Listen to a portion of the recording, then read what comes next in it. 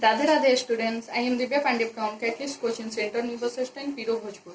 आज के इस वीडियो में मैं आपको क्लास 12 के मैथ का एक्सरसाइज 5.1 का थ्योरी पढ़ाने जा रही हूँ, जिसे आप देखिए और समझें। देखिए, यदि fx कोई फलन हो तो fx का x बराबर a पर लिमिट लेफ्ट हैंड लिमिट बराबर limit h tends to 0 fa minus h तथा राइट हैंड लिमिट बराबर limit h tends to 0 fa plus h। तो आखिर ये होता क्या है, आइए हम समझते हैं।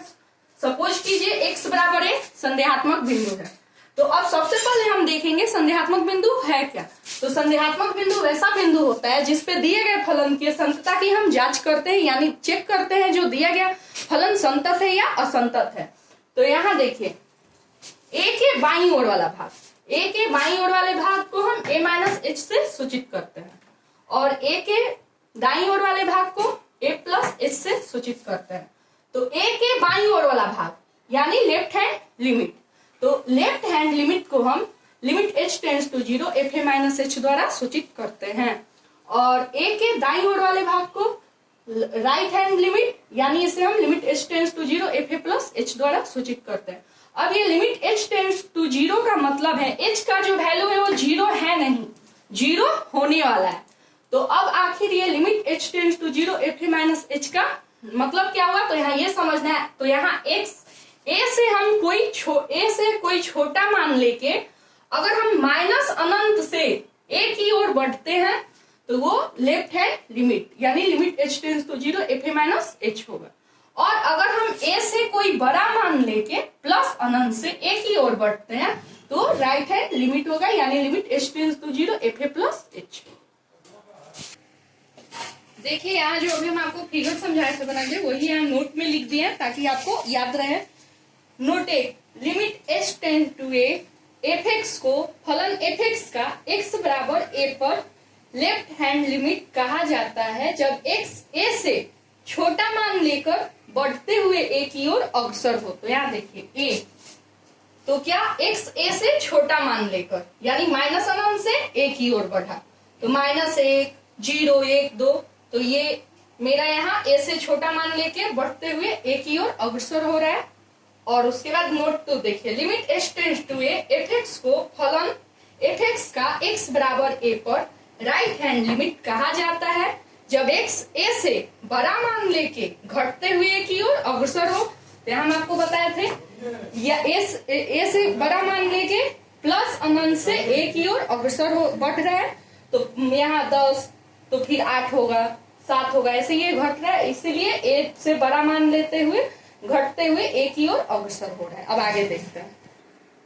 देखिए, दूसरा फॉर्मूला है आपका x बराबर a पर फलन fx का अस्तित्व या सीमा मान यानी एग्जिस्टेंस होगा यदि limit h tends to 0 fa minus h बराबर limit h tends to 0 fa plus h। अर्थात इसके कहने का तात्पर्य ये हुआ कि जिस बिंदु पे दिए गए फलन का लेफ्ट हैंड लिमिट और राइट हैंड लिमिट का मान बराबर हो जाए, अर्थात उस बिंदु पे दिए गए फलन का अस्तित्व होगा। अब आगे तीसरा देखते हैं।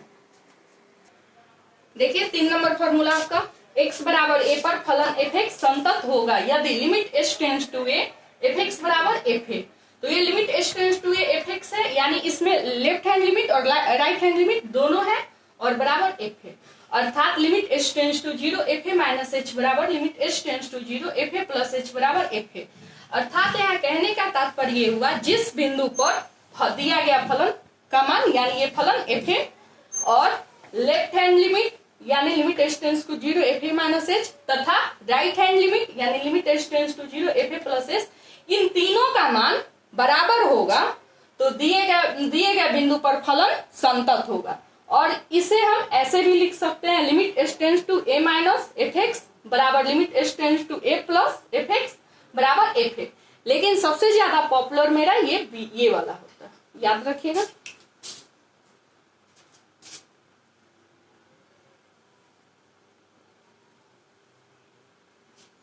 तो आपको समझ में आ गया होगा दिए गए बिंदु पे फलन संतत कब होता है। अब आगे 4 नंबर देखते हैं। देखिए 4 नंबर फॉर्मूला, वह फलन जो संतत नहीं होता है कॉमा असंतत फलन यानी डिसकंटिन्यूअस फंक्शन कहलाता है। तो यानी जब हम संदेहात्मक बिंदु पर दिए गए फलन के मान को चेक करते हैं वो संतत है या उसका सांत्यता कैसा है, यानी वो संतत है या असंतत है। तो जब वो संतत नहीं होगा तो वो असंतत होगा यानी डिसकंटिन्यूअस फंक्शन कहलाएगा। देखिए 5 नंबर फॉर्मूला, कोई बहुपद फलन अर्थात px बराबर a0 plus a1x plus a2x square plus dot dot dot plus an x का पावर n सभी एक्सिज एलिमेंट ऑफ r के लिए संतत होता है, अर्थात x के किसी भी वास्तविक मान के लिए संतत होगा, याद रखिएगा। 6 नंबर फॉर्मूला देखिए, परिमेय फलन rx यानी परिमेय फलन rx बराबर px बाई qx उन मानों को छोड़कर जहां qx बराबर 0 है x के सभी वास्तविक मानों के लिए संतत होता है। जैसे यहाँ उदाहरण देखिए, fx बराबर दिया है 2x square minus x minus 1 बटे x minus 1 into x minus 2 और इसमें कह रहा है x बराबर 1,2 पर fx संतत नहीं है। तो यहाँ मेरा qx जो है वो x minus 1 into x minus 2 है, x minus 1 into x minus 2। इसके बराबर यहाँ qx बराबर 0 है तो हम 0 रख के चेक किए तो x माइनस 1 बराबर 0 यानी x बराबर क्या 1। देखिए तो या x बराबर मेरा ये क्या हो जाएगा 1 और ये x माइनस 2 बराबर 0 तो x बराबर 2।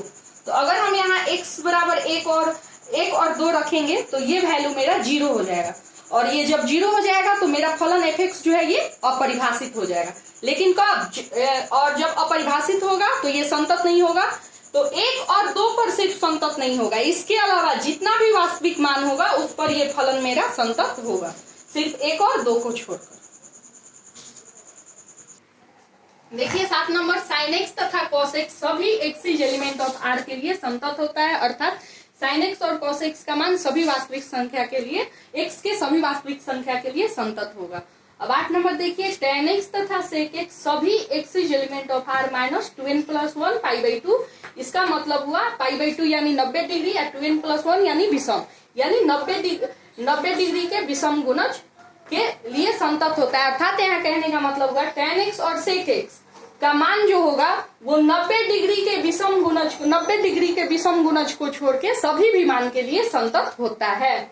अर्थात tan x तथा sec x असंतत होंगे यदि x का मान 2n प्लस 1 पाई बाई 2 का गुणक हो, यानी 90 डिग्री का विषम गुणज हो, यानी 90, 270, 450 ऐसा मान रहेगा 90 डिग्री का, तो tan x और sec x का मान असंतत होगा और ऐसे भी tan 90 का मान अपरिभाषित है, sec 90 का मान अपरिभाषित है और जो फलन अपरिभाषित होगा वो फलन असंतत होगा। जैसे यहाँ देखिए tan 2x संतत नहीं होगा यदि 2x और विषम गुणज न तो 2n प्लस 1 पाई बाई 2, तो ये x तो ये 2 इधर गुना में इधर भागा में तो 1/2 into 2n plus 1 into pi by 2, तो 2n प्लस 1 और 2 इंटू 2 यानी 4 पाई बाई 4। तो ये क्या है संतत नहीं है क्योंकि यहाँ पाई बाई 4 ये, अर्थात यहाँ x का मान 2n प्लस 1 पाई बाई 4 होगा तो tan 2x संतत नहीं होगा। देखिए 9 नंबर, cot x तथा cosec x सभी n पाई यानी 180 डिग्री के गुणज को छोड़ के x के सभी भी जितने भी वास्तविक मान है उसके लिए संतत होगा। e का पावर x के सभी वास्तविक मान के लिए संतत होता है। महत्तम पूर्णांक फलन अर्थात x पूर्णांकों पर संतत नहीं होते, यानी महत्तम पूर्णांक फलन जो होगा वो x के पूरे मान पर संतत नहीं होता है। इसके बारे में हम आगे महत्तम पूर्णांक फलन के बारे में आगे हम देखेंगे, आखिर महत्तम पूर्णांक फलन किसे कहते हैं। अब आगे देखते हैं 12 नंबर।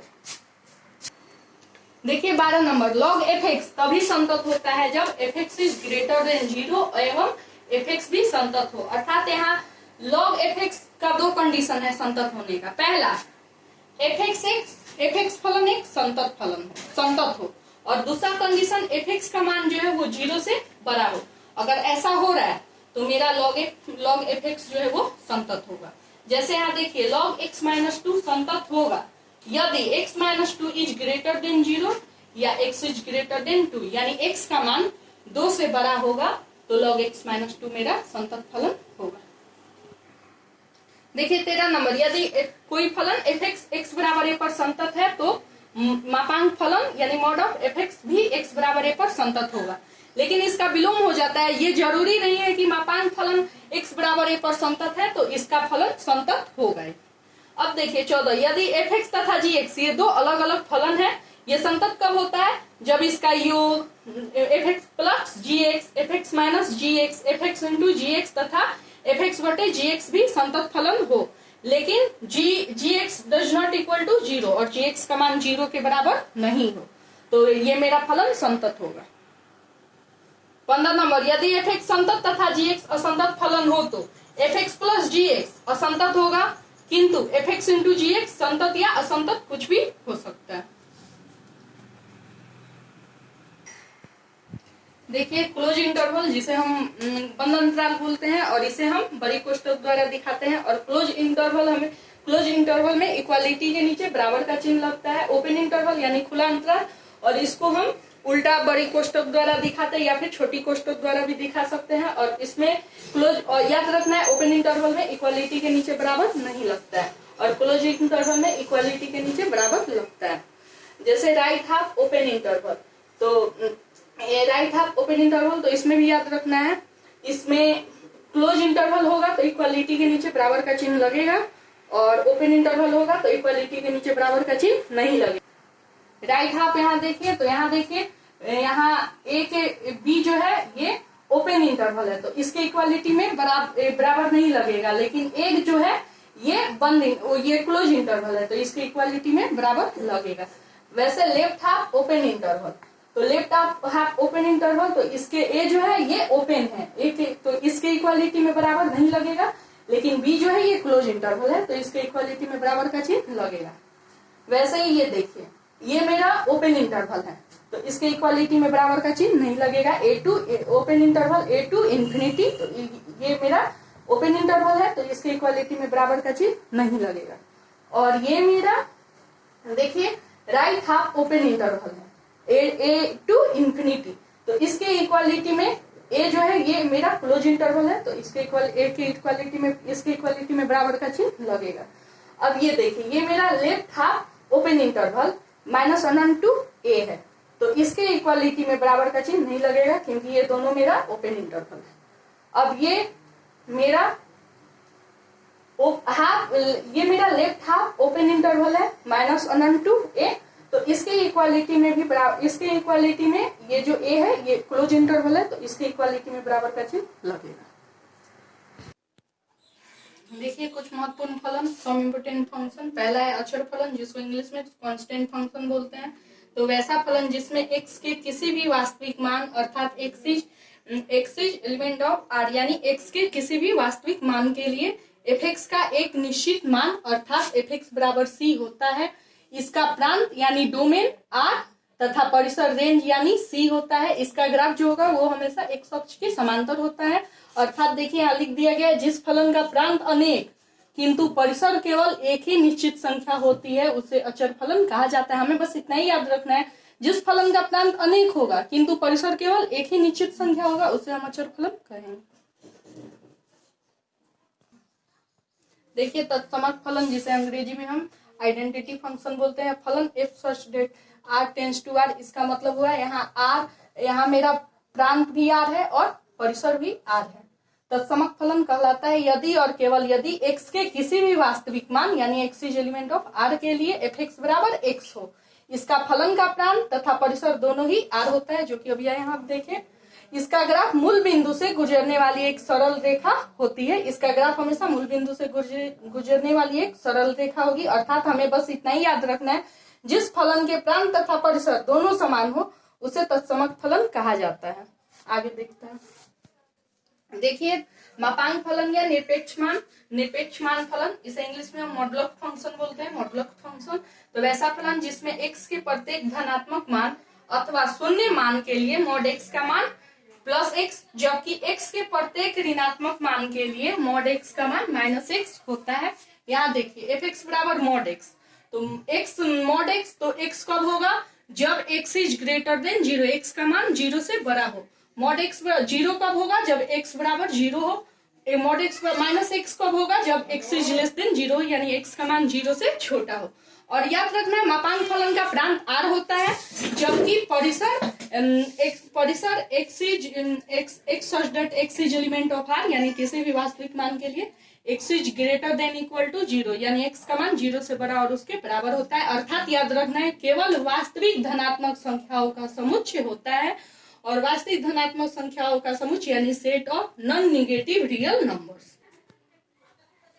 आज के वीडियो में फिलहाल इतना ही। अब मिलेंगे अगले वीडियो में। तो अगले वीडियो में हम देखेंगे जो प्रतिलोम फलन किसे कहते हैं, महत्तम पूर्णांक फलन क्या है, यही सब के बारे में अगले वीडियो में हम देखेंगे। और अगर आपको हमारे द्वारा पढ़ाया गया वीडियो अच्छा लगे तो आप हमारे वीडियो को लाइक जरूर कीजिएगा। और अगर आप हमारे चैनल को सब्सक्राइब नहीं किए हैं तो हमारा चैनल है यूट्यूब पे पीरो कैटलिस्ट, आप सर्च करें और हमारे चैनल को सब्सक्राइब जरूर करें।